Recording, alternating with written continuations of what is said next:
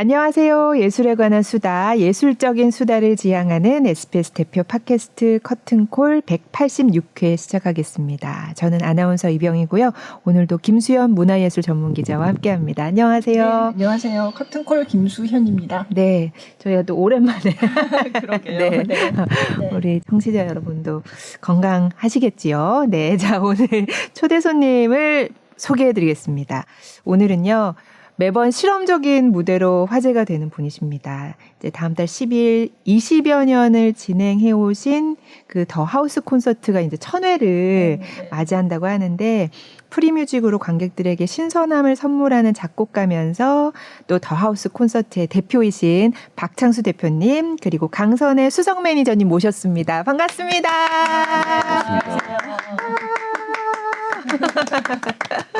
먼저 직접 그래도 이렇게 소개를 부탁드립니다. 네, 더 하우스 콘서트 박창수라고 합니다. 저는 작곡을 전공했고요.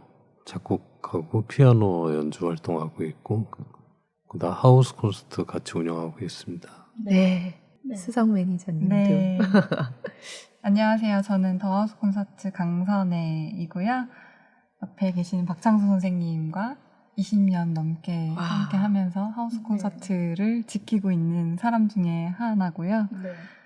하우스 콘서트의 대학생 시절에 자원봉사자로 시작을 해서 저희는 하콘이라고 하는데 하콘의 1호 직원이 되어서 지금까지 온 산증인입니다. 산증인이죠. 와. 대표님이 되게 잘해주시나 봐요. 아르바이트로 들어갔는데 이렇게 20년 넘게 옆에 있기가. 근데 사실은 제가 뭘 말씀드리는 게 좀 어떨지 모르겠는데 처음에 강선혜 씨를 만났을 때는 금호문화재단에 그래서 잘 다니시다가 어느 날 갑자기 그만두고 하콘으로 가시더라고요. 그래서 하콘이 진짜 좋은가 보다. 좋은가 보다. 네, 그렇게 생각을 했죠. 그렇게 좋은 더 하우스 콘서트에 대해서 소개를 좀 그래도 대표님께서 직접. 2002년에 저희 집을 개방했어요. 네. 그래서 음악회를 시작을 했던 거고 하우스 콘서트 형식을 우리나라에서는 처음 소개했던 그런 음악회를 열었습니다. 네, 그게 처음에는 연희동에 이제 집을 네네 맞습니다. 개방을 해서 이제 관객들이 집에서 이제 음악회를 보는 형식으로 그렇게 진행을 하셨죠. 집에서 200회까지 진행을 하고 그다음 201회부터는 밖으로 나가서 그렇게 진행을 했죠. 대표님 집에서요? 처음에는 네. 그닥 뭐 큰 저택 같은 건 아니고요. 조그만 집을 개조를 해서 그렇게 진행을 했었어요. 그래서 이제 마룻바닥에 앉아서 본다. 이게 약간 하우스 콘서트의 컨셉 같은 거였잖아요. 네, 그것을 지금도 고수하고 있죠. 처음에 왜 그럼 집에서 음악회를 해야겠다라고 생각을 하셨어요?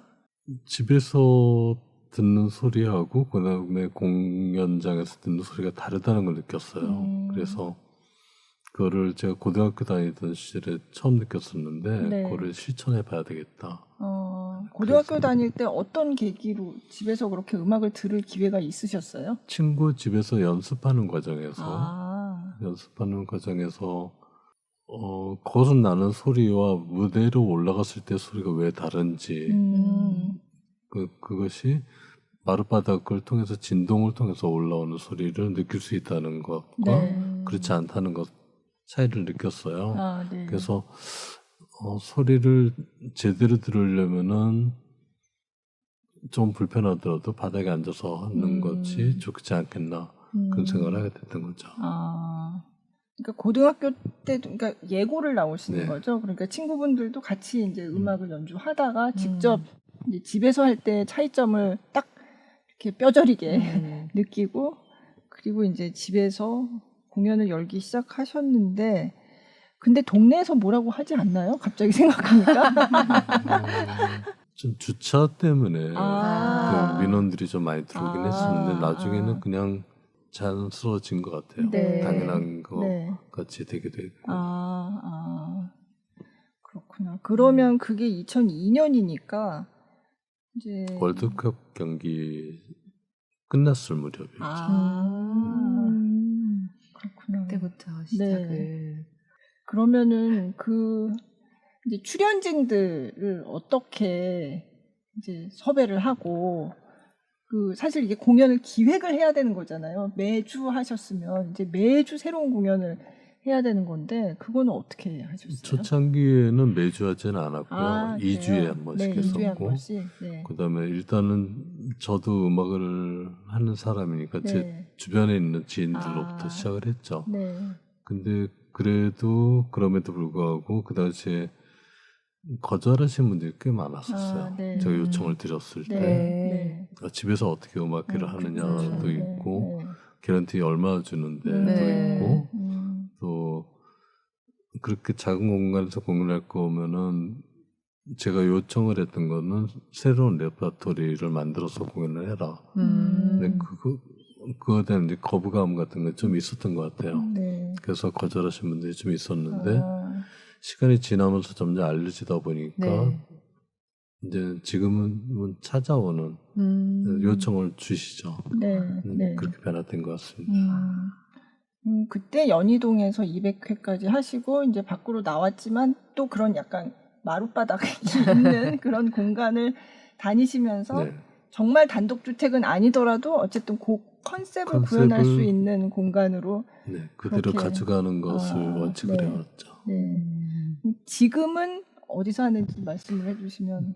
지금은 대학로에 있는 예술가 집에서 진행을 하고 있습니다. 네. 예술가 집에 다목적 홀이라는 공간이긴 하지만은 거기도 역시 마룻바닥으로 돼 있고 네. 여러 가지 회의 공간이나 세미나 공간으로 쓰여지는 공간인데 그 공간을 저희가 하우스 콘서트를 매주 할 때마다 치우고 그래서 거기서 바닥에 앉아서 또 진행을 하고 있습니다. 네. 치우는 거는 강선의 수석 매니저님이 책임지고 하시는 건가요? 네, 치우고 정리하고. 그러니까 저는 항상 그냥 이렇게 마룻바닥이 쫙 펼쳐져 있는 그것만 봐서 네. 평소의 모습은 잘 모르거든요. 네. 평소에는 그럼 그냥 책상 의자가 이렇게 쫙 놓여 있는 그런 공간인가요? 평소에는 이제 책상이 같이 연결되어 있는 그런 의자들 있잖아요. 네. 그런 바퀴 달린 의자들. 예. 새까만 의자가 한 네. 100개 정도가 이렇게 놓여 있는 그런 네. 공간이고 네. 그래서 저쪽 얕은 단상이 있어요. 앞쪽에. 네. 그래서 단상 쪽을 다 바라보면서 뭔가 PPT 같은 걸 띄워놓고 뭔가 강연하는 걸 듣는 그런 공간으로 주로 네. 쓰이는데 네. 저희가 공연할 때는 그 방향으로 안 쓰고 그쵸. 이렇게 네. 가로 방향으로 네. 네, 그렇게 해야 연주자랑 관객이 가깝게 야, 네네. 소통할 수 있거든요. 네. 길어지면 뒤에 있는 사람들은 상대적으로 거리가 멀어지니까 네. 그래서 가로 형식으로 쓰고 또 이제 의자 다 빼서 관객들이 맨발로 신발 벗고 들어와야 되기 때문에 네. 마룻바닥에 처음부터, 앉으려면 네. 네. 그래서 거기를 쓸고 닫고 거의 매주. 네 매주 네, 또 뭐 조명 세팅도 매번 편성에 네. 따라 조금씩 다르게 하고 요즘엔 또 생중계를 같이 진행을 하고 있어서 네. 네, 그래서 생중계까지 같이 신경을 좀 쓰고 있습니다. 네. 생중계는 원래부터 하시던 거는 아니잖아요. 네, 근데 코로나 때가 좀 계기가 됐나요? 네 그렇죠. 그 2020년도에 저희가 처음 도입을 했었고요. 네. 그때가 이제 뭐 한 2월 정도부터 공연을 못하기 시작했었어요. 뭐 공간이 폐쇄가 된다든지 아니면 뭐 자체적으로들 공연을 그냥 위험하니까 하지 말자 이런 네. 분위기가 좀 형성되는 그런 시기였었는데 저희 같은 경우는 뭐 공간을 좀 옮겨서라든지 아니면 관객을 좀 수를 줄인다든지 네. 하는 방식으로 계속 공연은 진행을 했었고요. 그러다가 저희가 매년 여름에 페스티벌을 하는데 그 해 페스티벌이 조금 저희가 뭔가 분기점을 맞은 페스티벌이기도 했었어서 그러면은 그 전에 페스티벌을 진행하던 양상이랑 좀 달라진 달라져서, 상황이니까 네. 그러면 여기서 하는 공연들을 7월 한 달 동안 매일매일 하는데 이 공연들을 관객들이 많이 올 수 없으니 상황상 그러면 생중계를 해서 많이 볼 수 있게 하자라고 선생님이 아이디어를 내신 거예요. 네. 예. 그래서 뭐 코로나다 보니까 아무래도 저희가 공연도 못했고 뭐 여러 가지 뭐 기타 다른 뭐 어떤 프로그램들도 진행을 좀 많이 못하다 보니 경제적으로도 좀 사실 굉장히 여유가 없는 상황이었는데 네. 이건 해야 된다라고 하셔가지고 뭐 뭔가 장비랑 이런 것들 구입하고 저희가 또 직접 배우고 네. 네, 그래서 만들어낸 네, 그런 기반이에요. 네. 생중계 기반. 그래서 생중계를 지금도 계속 하고 계시더라고요. 그 하이라이트 영상이 있다고 하는데 그걸 한번 여태까지 보고 네. 변천사 그쵸. 짧게 압축한 참고로 영상도 변천되는 걸 보실 수 그렇습니다. 영상의 질도 화질이 바뀝니다. 갈수록. 더 하우스 콘서트의 역사를 한번 영상으로 확인해 보시죠. 네.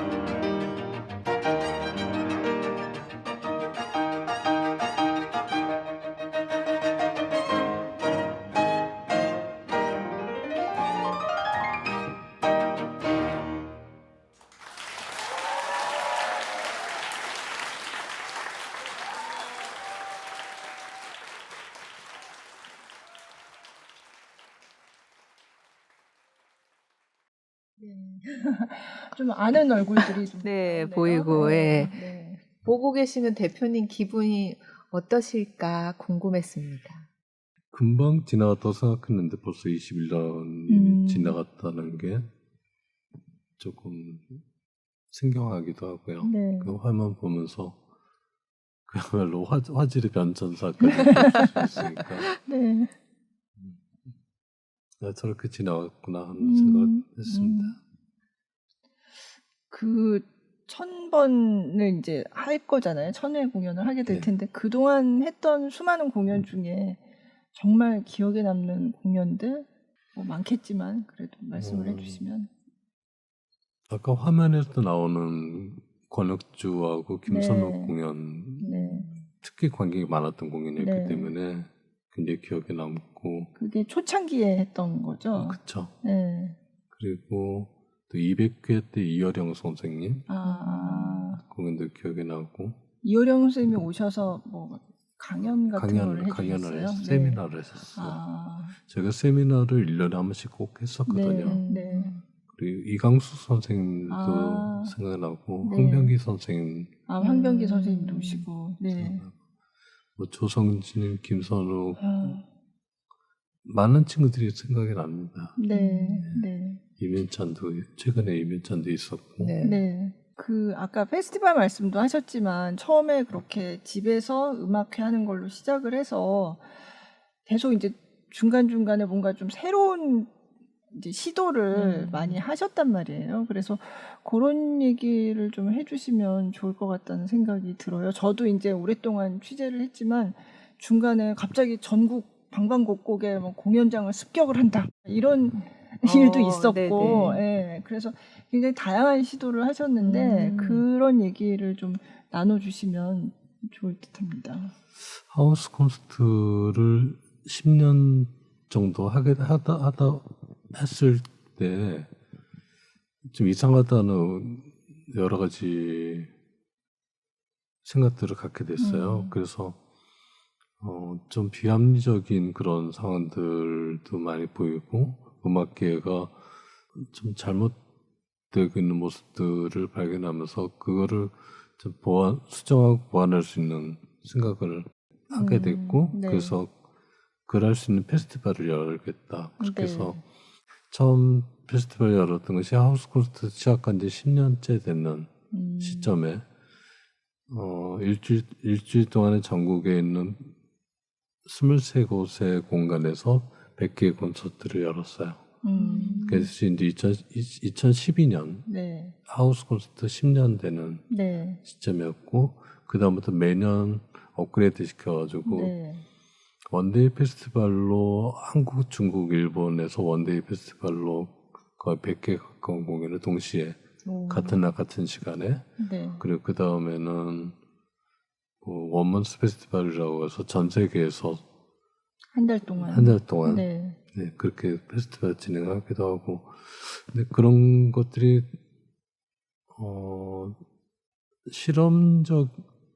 실험성을 다 기저에 깔고 있는 거였거든요. 네. 그래서 제가 하는 음악 작업이 실험성의 음악을 기반을 하고 있다 보니까 그런 것이 더 가능하지 않았나 생각 들기도 합니다. 네. 그러니까 음악계의 어떤 불합리한 점을 보게 됐다고 하셨는데 구체적으로 말씀을 해주시면 어떤 게 이건 좀 고쳐야 되겠다 이런 생각이 드셨는지. 우리나라에 있는 공연장의 수로 따지면 세계에서 거의 탑이라고 저는 봤었고 네. 숫자가 그렇게 많다는 거죠. 네. 그리고 또 굉장히 많은 연주자들이 발굴되고 발전을 하고 있고 근데 이상하게 연주자들이 그 공연장에서 연주를 하질 않는 거예요. 그 하드웨어도 있고 소프트웨어도 있는데 좋은 소프트웨어 하드웨어를 가지고 있는데도 불구하고 매칭이 안 된다. 그 이유가 뭘까? 왜 서울로만 집중하는 건가? 그거를 생각을 해서 이거를 전국으로 분산시켜서 하면 좋겠다, 가능하겠다 생각을 했던 거죠. 네. 그러다 보니까 전국에 있는 공연장들 다 저희가 매주 공연을 만든다고 생각하면 5,000개를 만들 수 있겠더라고요. 공연을 1년 동안에. 전국에 그래서, 있는 공연장들을 그렇게 공연장이 많다는 거죠. 네. 5,000개를 만들 수 있겠다 생각 들었는데 그 5,000개를 만들겠다고 하니까 사람들이 많이 웃으셨어요. 네. 그래서 1년에 5,000개면 일주일에 100개니까 그죠. 그래서 100개 콘서트를 만들어서 먼저 보여줘야 되겠다. 그렇게 생각했던 겁니다. 네. 고생을 많이 하셨겠어요. 그거 작업할 때 제가 네, 회사를 네. 나와서 직원이 됐어요. 그 페스티벌을 이제 운영을 하기 위해서 성공적으로 만들기 위해서. 그때는 어떤 마음으로 가셨어요? 될 것 같은데 안 되니까 이제 저도 답답하더라고요. 네. 저는 이제 직장을 다니면서도 하우스 콘서트 그 스텝 활동을 계속 같이 하고 있었거든요. 하고 있어서 뭐 그때 다른 스텝들도 다 저랑 비슷했어요. 뭐 학생도 조금 있었지만 저처럼 이제 사회인인 사람들도 있었기 때문에 그래서 공연장 수를 조사해라. 이제 명이 떨어지면 저희가 이제 막 조사를 하는 거예요. 근데 어디에 가서 뭐 알아봐야 하는지조차 모르니까 정말 뭐 하나씩 더듬어가면서 찾는 수밖에 없었거든요. 만약에 지금 하라고 하면 어떻게 해야 되는지 조금 더 쉬운 방법을 알지만 그때는 모르니까 그래서 다 각자 뭐 퇴근하고 난 다음에 혹은 뭐 주말에 이렇게 모여서 다 뭐 선생님 댁에 모인다든지 카페에 모인다든지 다 모여가지고 그거를 조사를 하고 엑셀로 만들고 하다 보니까 뭐 민간에서 운영하는 뭐 예를 들어서 대학교 안에 있는 공연장이라든지 뭐 어떤 기업에서 운영하는 거라든지 뭐 이런 것도 있고 지자체에서 운영하는 그런 공공극장도 있고 이제 여러 가지 분류가 있더라고요. 그래서 그런 거 조사하다 보니까 뭐 이렇게 공연장이 많았구나라는 거를 직접 이제 알게 됐고 또 홈페이지를 보니까 공연이 별로 없는 거예요. 그래서 이렇게 공연이 없구나. 그리고 대관료도 조사하라고 하셔가지고 대관료도 보니까 뭐 좀 저렴한 데는 10만 원? 4만 원? 뭐 이런 것도 있었고 그래서 100개를 하신다고 하니까 섭외를 하려고 시도를 하는데 계속 안 됐어요, 잘. 23개 극장에서 하는 걸로 아까 이제 결과치는 네. 그렇게 나왔지만 공연장이 그때 저희가 갖고 있는 데이터베이스는 중국장 이상만 하면 500개 정도 됐었거든요. 네. 그럼 그런 극장 중에 뭐 정말 몇 개만 이렇게 한다고 해도 될 것 같은데 한다고 하는 곳이 없더라고요. 왜요? 일단 클래식을 듣는 관객이 없다면서 네. 거절을 많이 했어요. 그리고 저희가 근데 왜 거기다가 공연장은 만들었대요? 처음부터. 그러니까요. 그러니까 공연은 많이 안 하고 있는데 그거는 안 하겠다는 거예요. 네네네. 그리고 모객이 힘드니까 일단 그런 일을 벌이는 걸 꺼려했던 것 같아요. 그리고 객석이 많이 빌 것을 우려를 너무 많이 하고 했었고 네. 저희도 사실 그 부분은 생각을 안 했던 게 아니어서 이제 선생님이 내셨던 당시 아이디어가 그러면 객석에 앉히지 말고 관객들을 무대 위에 올려서 정말 우리 하우스 콘서트 하는 것처럼 공연을 하자. 그러면 바닥은 마룻바닥이고. 그죠. 네, 그리고 관객들이 바닥에 앉아서 무대에 앉아서 연주자의 공연을 보면 정말 가까이에서 소통하는 그 하우스 콘서트 느낌이 들 것이고 클래식을 연주하더라도 조금 더 친밀감이 생기기 때문에 조금 더 편안하게 들을 수 있지 않겠느냐. 그래서 너무 획기적인 아이디어다라고 이걸 또 들고 설득을 하는데 또 무대 위에는 올라갈 수 없다. 안 된대요. 안 된다. 그런 선리가 없다. 네, 선리가 없다. 맞아요. 네, 딱 네. 그런 이유였어요. 네, 그래서 많이 거절을 당했고 그래서 거절을 당하니까 거절을 안 당할 곳을 찾아서 제가 또 막 돌아다니고 설득하고 전화하고 울고 그랬었죠. 또 제가 닥달을 이제 많이 하거든요.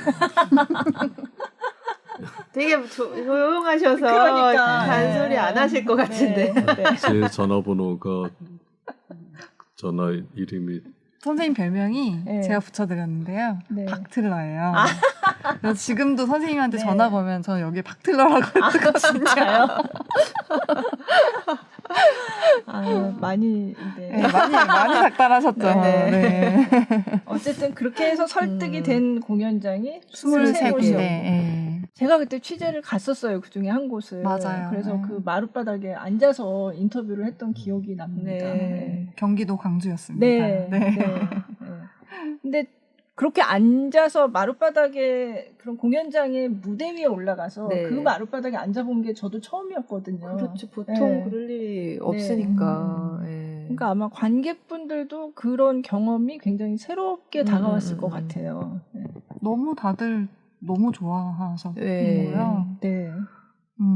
그때 그 찍었던 사진들을 지금 보면 관객들 표정에 정말 불이 켜지는 그런 느낌이에요. 정말 안 갈 것 같은 공연을 다른 공연 단체들은 다니지 않을 것 같은 곳까지 저희가 다 찾아다녔었거든요. 왜냐하면 많이 거절을 당했기 때문에 한다고만 하면 무조건 저희는 간다 이렇게 생각을 하고 했던 거라 그래서 뭐 경남 산청 이런 데도 가보고 뭐 보령 뭐 이런 것도 가서 공연하고 그랬는데 다들 너무 좋아하셨어요. 신기해하셨고. 그 개발할 수 있는 관객들이 이렇게 많다는 것을 증명하고 싶었던.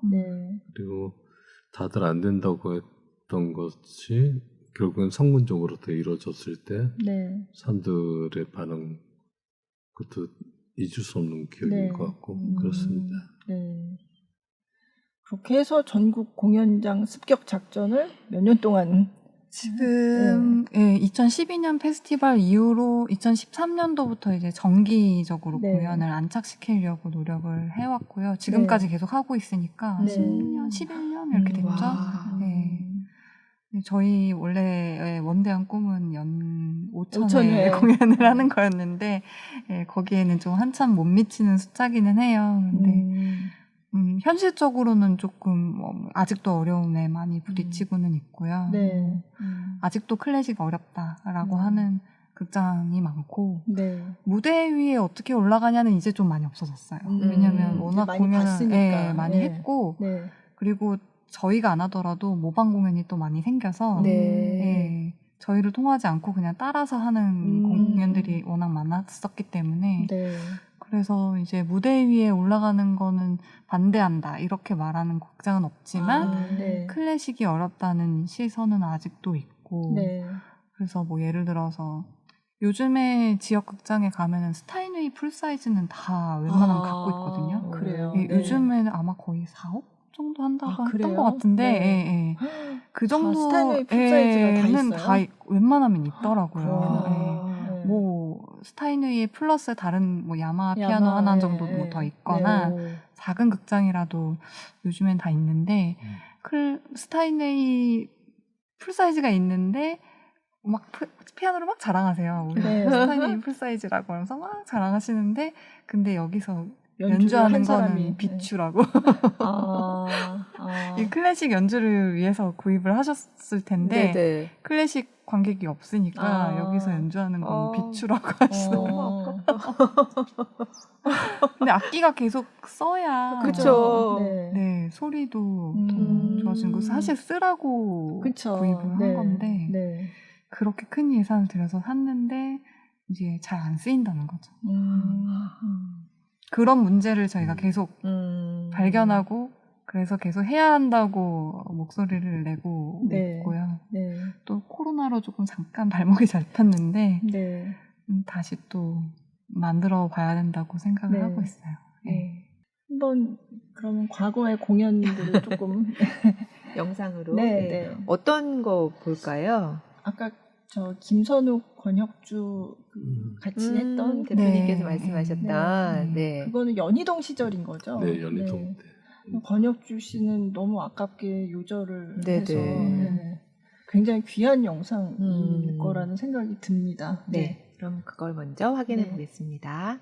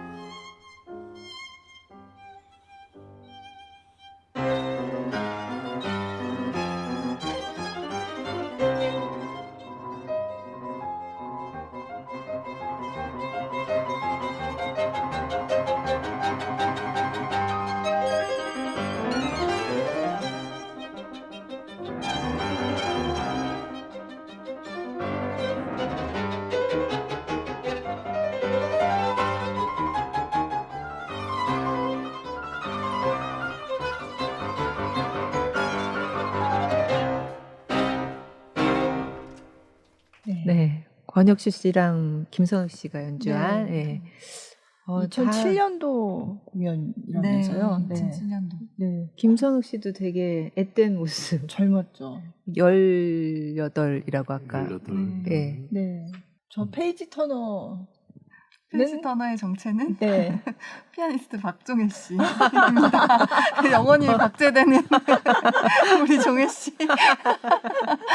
그러니까 김선욱 씨가 이제 선배라서 따라와서 이렇게 해주는. 아마 페이지 터너 좀 해달라고 부탁을 네. 했을 네. 거예요. 네. 네. 그래서 따라와서 처음 하우스 콘서트랑 연이 됐죠.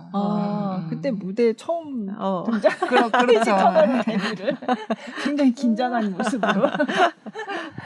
근데 사람들이 저 피아노 거기 앞에까지 꽉 그러니까요. 찼어요. 예. 네. 그러니까 저게 이제 집에서 한 건데 예. 진짜 연주자의 뭐 땀이 막, 그걸 예. 옆에서 바로 느낄 수 있었겠어요. 네, 뭐 땀이 뭐 튀는 것은 물론이고 그 바지땀 밑으로 땀이 떨어지는 걸 이제 관객이 앞에 보셨어요? 있는 다 분들을 보셨- 네, 어머. 봤다고 네. 하고 네. 그리고 뭐 이제 너무 거리가 가깝다 보니까 아까 보면대 보셨죠? 네. 그러니까 어떤 프로그램에서는 보면대를 안 쓰고 연주를 하는 프로그램이 네. 있어서 뒤로 치워놨었는데 네. 이제 다음 프로그램 연주하려고 하니까 보면대가 보면대를 필요한 놓을 자리가 거예요. 없는. 네, 근데 이제 어떻게 이렇게 돌려서 연주자가 세팅을 할 수가 없으니까 관객이 이렇게 갖다가 주기도 하고요. 네, 그래서 이제 공연 하나하나 끝나면 땀을 너무 많이 흘리니까 이제 저희 스태프들은 사실 이 공연을 위해서 볼 수가 없었어요. 너무 관객이 많아서. 네. 선생님 정도만 아마 위에 계시고 네. 저희는 밑에서 이제 지령을 받았다가 필요한 거를 올려다 드리고 그랬는데 네. 땀을 너무 많이 흘리니까 수건을 올려줘야 될 것 같다고 해서 땀 닦는 수건을 손수건을 준비를 안 하고 네. 수건을 그 정말 정말 수건을 타월을. 네, 땀을 너무 많이 흘리니까 그래서 하얀 타월을 이렇게 안겨줬던 그런 기억도 있고 치즈하러 가셨다고 하셨잖아요. 그렇게 네. 바로 옆에서 이렇게 진짜 그 마룻바닥에 이 진동을 느끼면서 들으면 어때요? 아니, 그러니까 완전 다르죠. 네, 근데 저는 저렇게 그 자택에서 하실 때는 그때는 못 가봤어요. 그래서 저렇게 땀방울까지 막 이런 정도는 아니었고, 네. 그렇게 코앞은 아니었지만, 그래도 그래도, 예, 진짜 이제 몸으로 느낀다는 말이 있잖아요. 이게 그냥 귀로만 듣는 게 아니라 그냥 온몸으로 느껴지는 그런. 물론 공연장에 가도 진짜 진동이 있긴 그쵸, 하죠. 예. 근데 이제 마룻바닥에 앉아서 그렇게 본다는 거는 정말 다른. 그리고 눈높이가 거의 비슷해지잖아요. 네. 이 연주자가 이렇게 우리랑 떨어진 좀 별도의 공간 무대 위가 아니라 거의 같은 공간에 있는 거거든요. 분리되지 않고. 그러니까 객석하고 무대하고가 그냥 다 같이 있는 그런 공간이라는 게 또 완전히 다른 느낌으로 다가오죠. 저희는 그를 물리적인 거리를 좁혔다고도 말하지만 네. 심리적인 거리도 그렇죠. 그렇게 표현하고 있습니다. 네. 그래서 아까 그 하이라이트 영상에 정경환 선생님 도 나왔지만 네. 저도 그때 그걸 보러 갔었거든요. 그때 음. 서프라이즈 콘서트였던 걸로 네. 기억을 하는데 누가 나온다고 미리 얘기를 안 하고 그냥 미리 이제 서프라이즈 콘서트다 하고 예약을 받고 이제 딱 가면 그 직전에 이제 모르고 공개되는, 가는 거예요. 네. 근데 그때도 정경화 선생님이 그 뭐 아이들도 좀 왔었어요. 근데 하나하나 눈을 맞춰가면서 야. 이렇게 공연 연주를 하는데 그게 사실 다른 연주회에서는 하기 어려운 거잖아요. 굉장히 특별한 경험이 될 것 같아요. 네, 네.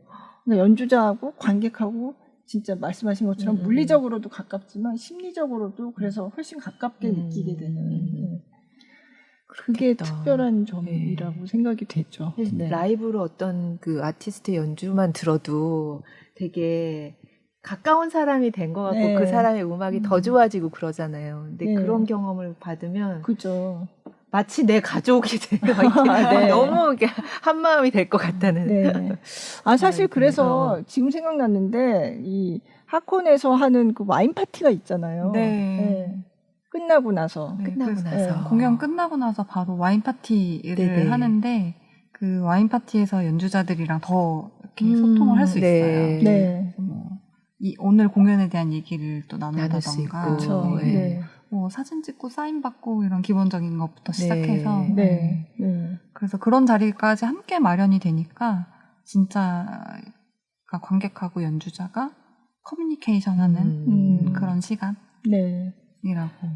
또 관객으로 왔다가 와인 파티에서 연주를 우연히 하게 돼서 네. 그래서 섭외가 되는 경우도 아, 아, 그래요? 진짜요? 네, 그런 경우도 많아요. 관객분이 네. 연주를 그 와인 아티스트가 오신 거죠. 그러니까 그죠. 관객으로. 좀 자유로운 분위기다 보니까 네. 그러니까 서로 권하기도 하고 연주하고 아. 그렇게 해서 섭외하게 되는 경우도 꽤 있었어요. 와. 오. 그래서 네. 예를 들어서 뭐 페이지 터너가 그날 왔는데 네. 그 친구가 피아노를 뭐 전공하는 뭐 같은 네. 뭐 네. 학년의 학교에. 뭐 동기다라거나 네. 그런 얘기를 이제 누가 해줬어요. 그러면 저희가 이제 저희 매니저니까 네. 선생님 이렇게 계시는 상황을 딱 보고 와인 파티 가가지고 할 때요. 한번 쳐봐. 아무거나 한번 연주해보세요. 자연스럽게 아. 뭔가 출연자 오디션처럼.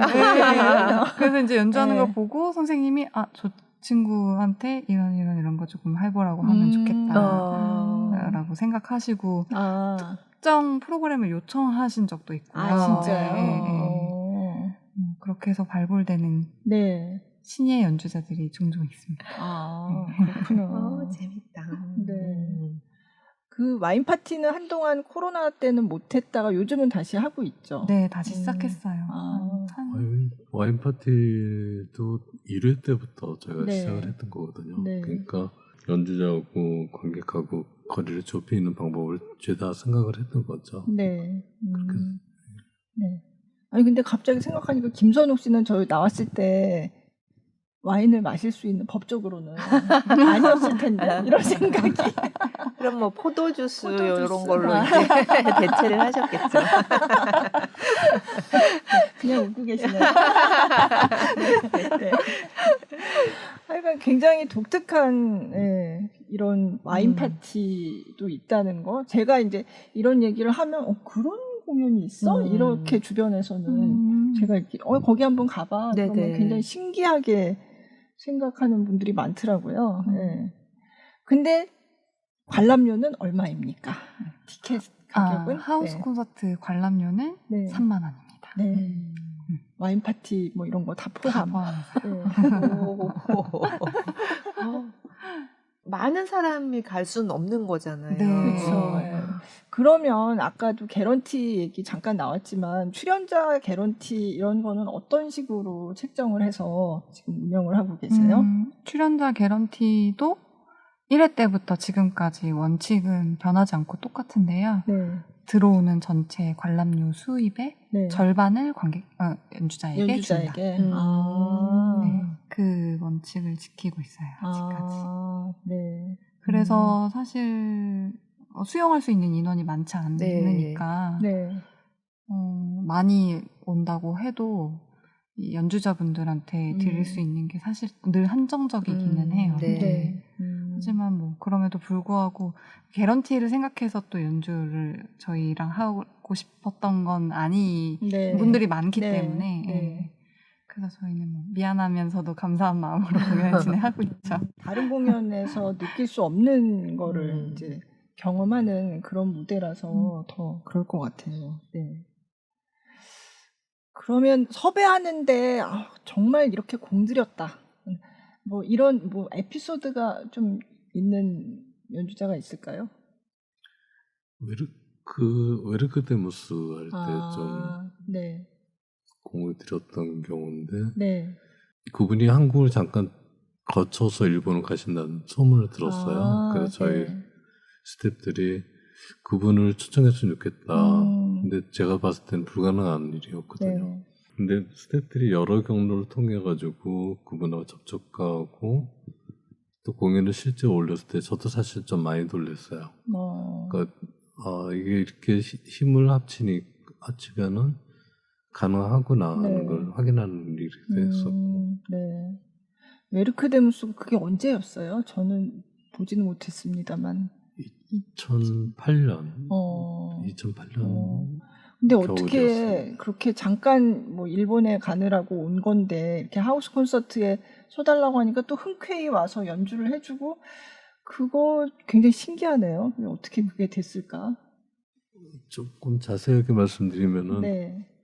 그 저희 하우스 콘서트 스텝을 거쳐서 공연장이나 기획사로 간 친구들 꽤 많이 있어요. 네. 그런 데서 이제 정보가 얻어진 거죠. 네. 네. 그리고 이제 웨르크데무스를 접촉하려면 한국의 제자를 데무스의 제자를 만나면 되겠다는 아이디어가 나왔고 그걸 갖고 찾다 보니까 어느 학교 교수로 그분의 제자가 있다는 걸 알게 됐고 그 교수를 통해서 웨르크데무스의 연주를 타진을 하게 됐던 거죠. 그렇게 해서 진행을 했었습니다. 그렇구나. 그러니까 하콘의 인맥이 곳곳에 뻗쳐 있기 때문에 가능한 일이었네요. 이게 여러 사람의 협력으로 이루어진 공연이었던. 그러면 웨르크데무스도 이런 형태의 공연을 많이 안 외국에서 많이 할까요? 근데 바닥에 젊은 청년들이 이렇게 많이 앉아서 자기를 집중적으로 뚫어져라 보고 있는 모습, 이분이 너무 감동을 받으셨었어요. 그래서 그 다음에도 와서 하고 싶다 그런 말씀하실 때 사실은 죄송하지만 저희가 거절을 했어요. 왜요? 그 같은 형식으로 그 다음에도 또 똑같이 하는 거는 그거는 저희가 안 되기 때문에 그 다음 해는 됐는데 바로 다음에는 안 된다. 또 그 원칙이 있군요. 아무리 웨르크데무스라도 바로 다음에는 안 된다. 그래서 그 다음에는 오셨어요? 그 다음에는 못 오셨던 걸로 기억을 해요. 너무 또 연세가 드셨고 당시에 80세이셨거든요. 굉장히 어려운 무대였겠어요. 진짜 성사시키기 어려운 무대였는데 그렇게 와서 팬들도 굉장히 좋았을 거고. 다 그 사인을 받으면서 이렇게 뭔가 한마디씩 건네고 또 감사하다는 얘기를 서로 주고받고 하는 그런 시간까지 다 충분히 있었거든요. 그래서 그렇게 거장 피아니스트도 여기에 와서 관객과 같은 눈높이에서 이렇게 해주셨던 게 기억에 많이 남긴 하죠. 그 공연이 번개 콘서트로 첫 번째 번개 콘서트였었어요. 아까 정경환 선생님의 서프라이즈 콘서트. 저희는 그걸 번개 콘서트라고 하거든요. 번개 친다. 맞아요. 그러니까 그냥 하우스 콘서트에서 번개 친다 그러면 그냥 웬만하면 가야 된다. 처음부터 웨르크데무스 같은 거장이 이렇게 나오는데 아주 확실하게 인상을 딱 남기고 그러니까 한 번도 하고 싶었다 하시는 거 보니까 연주자 입장에서도 이런 형식이 되게 좋으신가 봐요. 외국에서도 물론 살롱 콘서트는 있지만은 이렇게 바닥에 앉아서 하는 거는 처음 경험하신 거기 때문에 그리고 이제 젊은 관객들 얘기를 하신 거 보니까 네네. 또 그런 점도 굉장히 다를 것 감동을 같아요. 네. 받으셨더라고요. 그러니까 한국의 젊은 관객들이 잠재된 관객들이 많다는 거를 네. 느끼셨던 거죠. 그리고 대체적으로 모든 연주자분들이 좀 공통적으로 말씀하시는 게 그 관객들이 엄청 집중력이 높다, 네. 집중도가 좋다. 네. 그래서 만들어지는 어떤 그런 그 맞아요. 공간의 분위기 네. 있잖아요. 네. 네. 그래서 뭔가 차분한 상태에서 정말 자기만 바라보고 있는 이 관객들의 모습과 그게 1시간 넘게 유지가 되는 맞아요. 것 네. 그런 것들이 다 음악에도 반영이 되니까 네. 그래서 여기서 연주할 때 너무 좋고 그래서 떨리고 아, 네. 네. 이게 작은 무대라고 해서 뭐가 이게 큰 무대보다 쉽고 이런 게 아니라 네. 굉장히 떨릴 수 있는 네. 부담스럽기도 하지만 또 그만큼 좋은 네. 네. 그러면 또 이심전심 네. 그럼 네. 이번에는 어떤 누굴 영상을 들을까요? 볼까요? 네. 아까 박규희 씨도 있었고 네. 네. 가깝게 듣는 영상 한번 볼까요? 네. 아까도 사실 가까웠지만 네. 네, 박규일 씨 영상 준비를 네. 했고요. 기타리스트. 네, 2019년 7월에 연주한 영상이에요. 716회 하우스 콘서트인데 네. 기타 하나를 들고 있는 여신 같은 네. 연주자를 정말 애워싸고 있는 관객들의 모습이 보일 거예요. 네. 어떤 곡인지 또 알려주세요. 연주하는 곡은 알베니즈라는 작곡가의 카프리초 카탈란이라는 곡입니다. 네, 보시겠습니다.